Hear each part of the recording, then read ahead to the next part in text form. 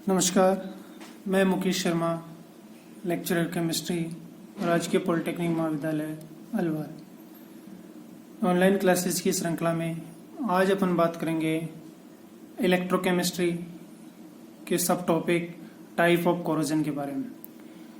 पिछली दो कक्षाओं में अपन ने अध्ययन किया है। पहली कक्षा में अपन ने अध्ययन किया था Faraday's law of electrolysis. Faraday के दो नियम थे, प्रथम नियम था और जो सेकंड नियम था, उसके बारे में अपन ने अध्ययन किया और उस पे बेस कुछ न्यूमेरिकल्स की सिंपल। उसके बाद अपन ने सेकंड क्लास में अध्ययन किया introduction to corrosion of metals.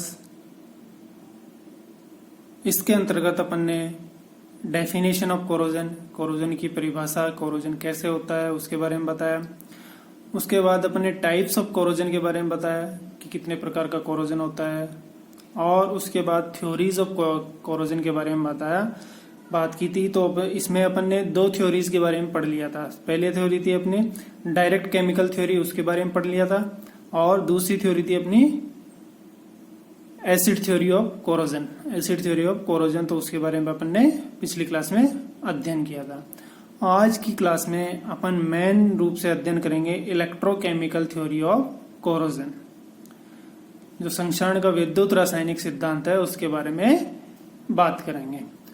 तो उसके बारे में बात करने से पहले जो दोनों प्रकार की जो कोरोजन है, डायरेक्ट केमिकल कोरोजन और एसिड थ्योरी ऑफ कोरोजन के बारे में थोड़ा सा अपन ब्रीफ यहाँ पे वापस से करेंगे। तो उसके लिए सबसे पहले अपन बात करेंगे डायरेक्ट केमिकल कोरोजन।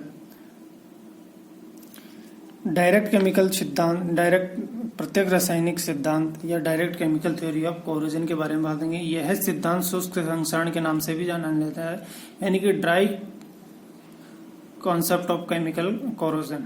इस सिद्धांत के अनुसार जब धातुएं रासायनिक क्रिया के द्वारा संक्षारित होती है तो एक अघुलनशील अथवा घुलनशील धातु ऑक्साइड की परत बनती ठीक है ना। जब उन पे कोरोजन होता है तो मेटल ऑक्साइड की लेयर बनती है, वो सोल्यूबल हो सकती है और इनसोल्यूबल भी हो सकती है। यदि धातु ऑक्साइड की परत सीधे बनकर धातु की सतह पर मजबूती से चिपक जाती है। आगे दो प्रकार का हो सकता है, यदि मजबूती से चिपक जाती है और धातु की सतह पर उपस्थित होती है, ठीक है ना। उपस्थित नमी में अघुलनशील हो तो संक्षारण प्रतिरोधी परत का कार्य करती है, ठीक है। साथ ही संक्षारण की धातु की सतह की गहराई तक नहीं हो पाता। यदि संक्षारित पदार्थ नमी में घुलनशील तथा धातु की सतह पर कम चिपकने वाली हो तो धातु संक्षारण शीघ्रता से होता है तथा धातु की परतें निरंतर संक्षारित होकर दूर होती रहती है। पिछली क्लास में अपन ने बताया था कि एग्जाम्पल लिया था, जैसे कि अपन ने पेन का एग्जाम्पल लिया था कि पेन अपना मेटल है। मेटल पे जब उसका ऑक्सीडेशन होता है, जब उसका कोरोजन होता है, तो मान लो ये लेयर बन गई, और अगर ये लेयर परमानेंट है तब तो ये लेयर यहाँ पे फिक्स हो जाएगी। इसके नीचे, लेयर के नीचे जो मेटल एटम्स है, जो धातु के परमाणु है, वो डायरेक्ट एटमॉस्फेयर से कट जाएंगे। डायरेक्ट एटमॉस्फेयर से कट जाएंगे तो उनका कोरोजन नहीं होगा। और अगर ये अनस्टेबल है, अनस्टेबल का मतलब ये यहाँ से हट जाती है। जैसे कि ये लेयर बनी, पहले लेयर बनी हुई है रेड कलर की, जो अपन यहाँ एग्जांपल लेके देखें, रेड कलर का लेयर बना हुआ, और अगर ये रेड कलर की लेयर हट जाती है, इस पे से हट जाती है, मतलब यहाँ इस लेयर के नीचे जो मेटल्स पार्टिकल्स थे वो डायरेक्ट एटमॉस्फेयर के कांटेक्ट में आएंगे और ऑक्सीजन से रिएक्शन करके कोरोजन संक्षारित हो जाएंगे। तो इस प्रकार ये लेयर बनती रहेगी और हटती रहेगी, तो क्या होगा कि धातु का लगातार संक्षारण होता रहेगा। और अगर मेटल ऑक्साइड स्टेबल होता है तो क्या होता है, वो मेटल ऑक्साइड की लेयर यहाँ से हटती नहीं है, तो क्या होगा, ये इस लेयर के नीचे के जो पार्टिकल्स हैं, एलिमेंट, अपने जो धातु के अणु है, परमाणु है, वो उससे कांटेक्ट में नहीं रहते, तो वो आगे फर्दर ऑक्सीडेशन यानी फर्दर कोरोजन नहीं होता। रासायनिक संक्षारण तीन प्रकार से हो सकता है। ऑक्सीडेशन कोरोजन, यानी कि ऑक्सीजन कोरोजन बाय गैसों के द्वारा कोरोजन, और द्रवों के द्वारा कोरोजन। तीन प्रकार से हो सकता है। डायरेक्ट केमिकल कोरोजन तीन प्रकार के से हो सकता है। ऑक्सीडेशन कोरोजन, ऑक्सीकरण के द्वारा संक्षारण, गैसों के द्वारा संक्षारण और द्रवों के द्वारा संक्षारण। तो ऑक्सीजन सबसे इसमें इंपॉर्टेंट है अपना ऑक्सीकरण कोरोजन, ऑक्सीडेशन कोरोजन। इस प्रकार का संक्षारण नमी की अनुपस्थिति में होता है।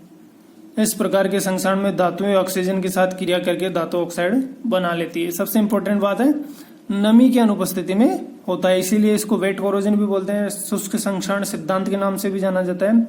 नमी की अनुपस्थिति में होता है, तो इस प्रकार के संक्षारण में धातु ऑक्साइड की परत का निर्माण करती है। अधिकांश धातुएं साधारण तापक्रम पर रासायनिक क्रिया करती है, लेकिन क्षार तथा क्षारीय मृदा धातुएं निम्न तापक्रम पर भी ऑक्सीकृत हो जाती है।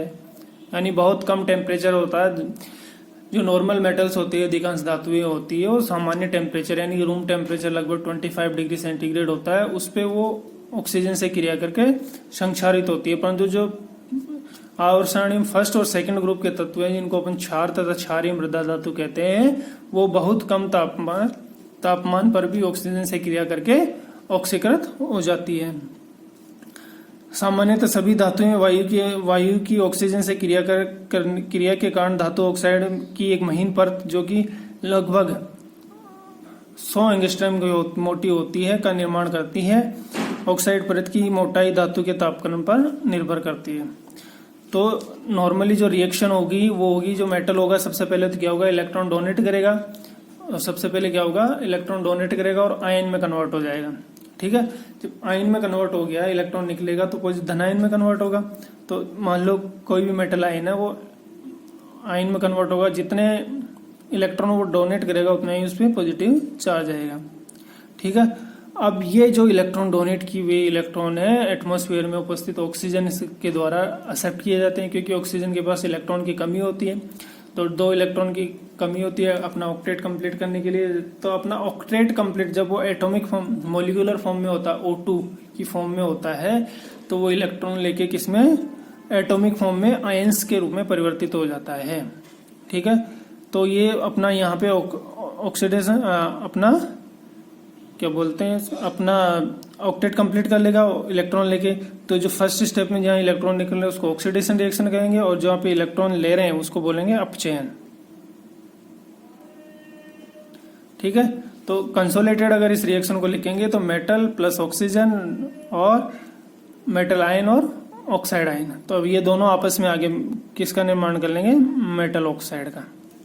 ठीक है, देखो अब इसको बाई डायग्राम समझेंगे अपन। बाई डायग्राम समझेंगे तो ये मेटल सरफेस अपनी, ठीक है, मेटल सरफेस की अपना जो मेटल है, मेटल की जो अपर मोस्ट सरफेस है, उसमें क्या होता है, मेटल आयन की फॉर्म में कन्वर्ट हो जाता है, इलेक्ट्रॉन रिलीज करता है, तो उसको रिएक्शन को बोलेंगे अपन oxidation, reaction of metals, metal की रिएक्शन है। अब यहाँ से जो मेटल आयन है जो एटमॉस्फेरिक ऑक्सीजन से रिएक्शन करेंगे, एटमॉस्फेरिक ऑक्सीजन से रिएक्शन करेंगे तो क्या होगा, ऑक्सीजन इलेक्ट्रॉन लेगा और रिडक्शन होगा, रिएक्शन होगी और ऑक्साइड आयनों में कन्वर्ट हो जाएंगे। अब 2 प्रकार के आयन अपने पास उपस्थित है, मेटल धन आयन और ऑक्साइड ऋण आयन के रूप में उपस्थित है। तो दोनों का जब कॉम्बिनेशन होगा, जो मेटल सरफेस पे जो ऑक्साइड जो लेयर बनेगी, जो ऑक्साइड लेयर बनेगी, उसमें क्या होगा, M2NON, यानी कि ये इसकी मेटल की वैलेंसी पे डिपेंड करता है, ऑक्सीजन कितना होगा, और जितना ऑक्सीजन होगा उसी के हिसाब से मेटल यहाँ पे कॉम्बाइन होगा। तो ये कह रहा है inward diffusion slow of oxide in ion throat scale. ठीक है ना, अभी एक बार ये जो लेयर बन जाती है उसके बाद अंदर की तरफ ऑक्सीडेशन होना पॉसिबल नहीं होता।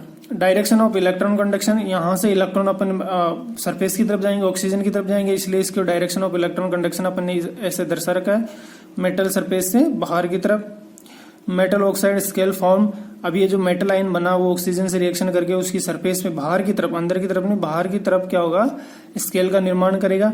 अब स्केल का निर्माण करेगा तो उसके बाद क्या होगा, outward diffusion for metal ion throat scale, यानी कि जो बाहर की तरफ वो बढ़ेगा।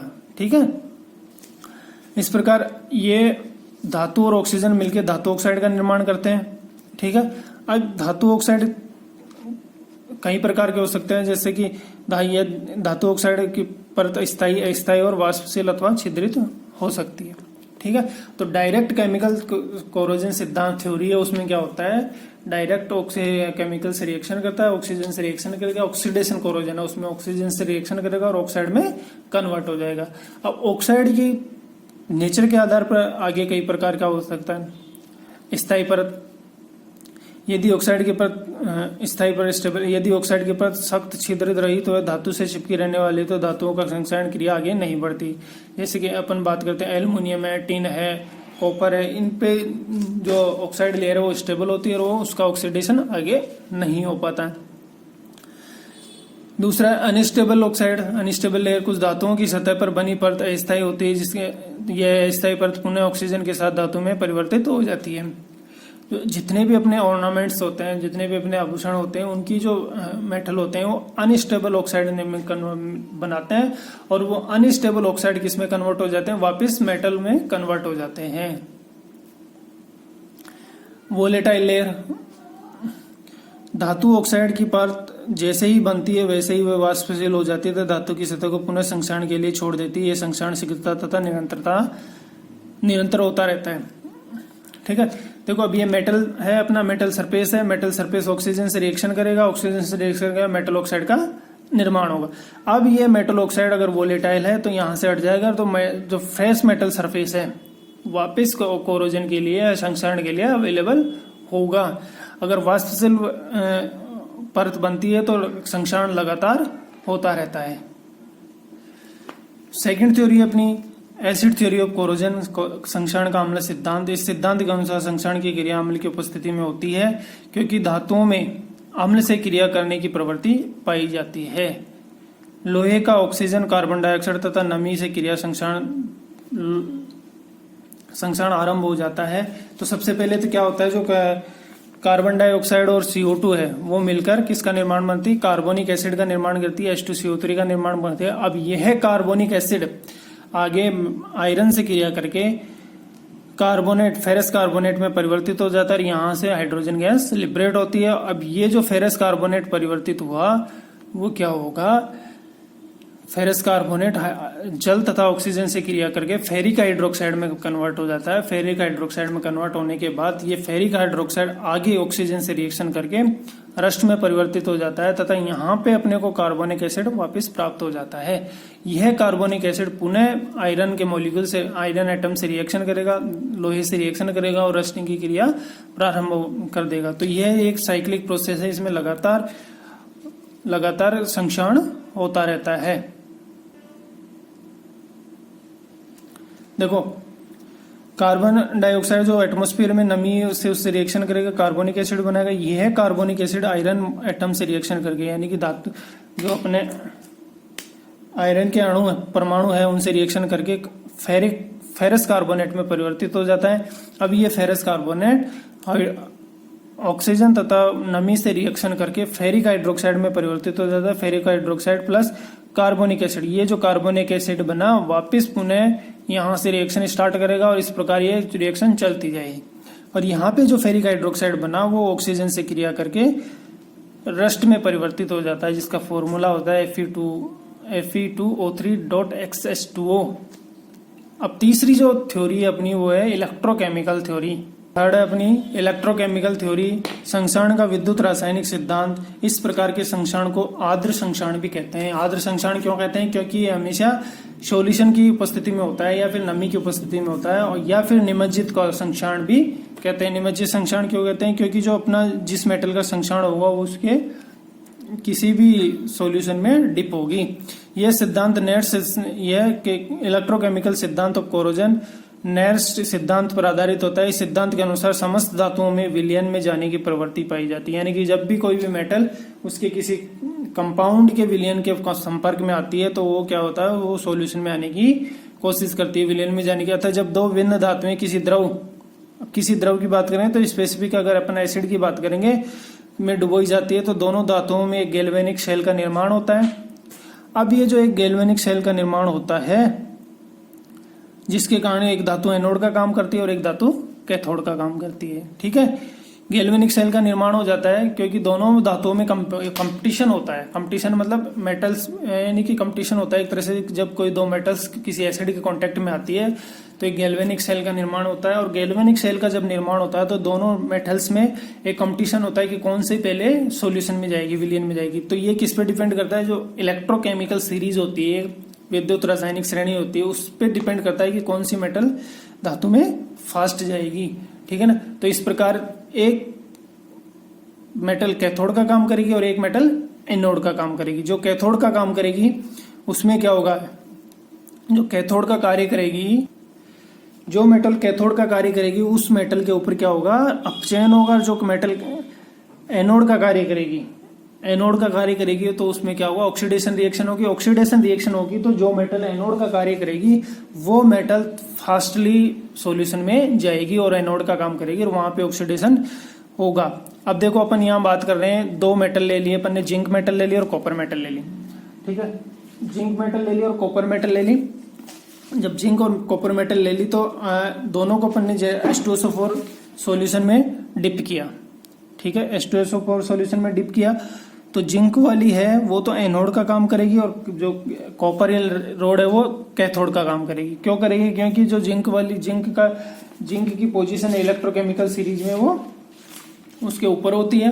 जिंक की पोजीशन है इलेक्ट्रोकेमिकल सीरीज में वो कॉपर से ऊपर होती है, तो वो आसानी से ऑक्सीडाइज हो जाती है और वो एनोड का काम करती है। और जो कॉपर है उसकी पोजीशन इलेक्ट्रोकेमिकल सीरीज में जिंक से नीचे होती है, तो वो क्या करती है, एनोड कैथोड का काम करेगी। और कैथोड का काम करेगी तो वहां पे क्या होगा, रिडक्शन होगा। रिडक्शन होगा तो क्या होगा, वहां पे इलेक्ट्रॉन आएंगे। अब जैसे यहाँ पे अपन बात कर रहे हैं, ये कॉपर रोड है, कॉपर रोड पे क्या होगा, जैसे ही ये रिएक्शन स्टार्ट होगी तो यहाँ पे से जिंक जो है विलियन में आएगा। जिंक विलियन में आएगा तो Zn+2 और 2 इलेक्ट्रॉन में कन्वर्ट हो जाएगा। ठीक है ना। अब यहां से तो क्या हुआ, इलेक्ट्रॉन रिलीज हो गई, इसलिए इसको कह दिया धन आयन। ठीक है, अब ये जो इलेक्ट्रॉन रिलीज हुए वो जाएंगे सॉल्यूशन के थ्रू कॉपर रोड पे। ठीक है ना, कॉपर रोड पे जाएंगे तो यहाँ पे जो कॉपर रोड पे है जो है सॉल्यूशन में अगर Cu+2 प्रेजेंट है तो वो क्या करेगा, 2 इलेक्ट्रॉन लेगा और वो Cu की फॉर्म में डिपॉजिट हो जाएगा। तो इस प्रकार एक कैथोड का काम करती है और दूसरा एनोड का काम करती है। तो अपन ने बात की थी जिंक तथा कॉपर धातु किसी इलेक्ट्रोलाइट विलयन में उपस्थित हो तो ऑक्सीकरण अपचयन अभिक्रिया होती है, ऑक्सीडेशन रिडक्शन रिएक्शन होती है। कौन सी रिएक्शन होती है, ऑक्सीडेशन रिडक्शन रिएक्शन। इसको कंसोलिडेटेड रूप में अपन बोल सकते हैं रेडॉक्स रिएक्शन होती है। तथा ऑक्सीकृत होने वाली धातु तत्व से इलेक्ट्रॉन बाह्य परिपथ में प्रवेश द्वारा चलकर अवकृत रिड्यूस होने वाली धातु पर चले जाते हैं। तथा जिंक धातु की अधिक क्रियाशीलता होने के कारण द्रव में घुलकर जिंक आयन के रूप में परिवर्तित हो जाती है। हम कह सकते हैं कि जिंक धातु का विद्युत रासायनिक प्रक्रिया द्वारा लगातार धनावेशित एनोडिक कोरोजन होता रहता है। ठीक है ना। एनोडिक कोरोजन कैसे होगा, इसमें क्या होगा, लगातार ये जो मेटल आयन है वो जिंक है वो किसमें सॉल्यूशन में Zn+2 के रूप में आते जाएंगे। तो धीरे धीरे क्या होगा, इसकी मोटाई कम होती जाएगी। कम क्यों होती जाएगी, जो जिंक एटम है वो किसमें आ रहे हैं, सॉल्यूशन में आ रहे हैं। और जो बचे हुए इलेक्ट्रॉन एक्सटर्नल परिपथ के एक्सटर्नल जो अपना जो सर्किट है उसके थ्रू कहाँ आ रहे हैं, जहां पे रिडक्शन इलेक्ट्रोड पे आ रहे हैं, जहां पे रिडक्शन होता है। ठीक है, तो इसको अपन एनोडिक कोरोजन बोल सकते हैं। जिंक धातु में कॉपर की अशुद्धि होने पर संक्षारण क्रिया संभव है।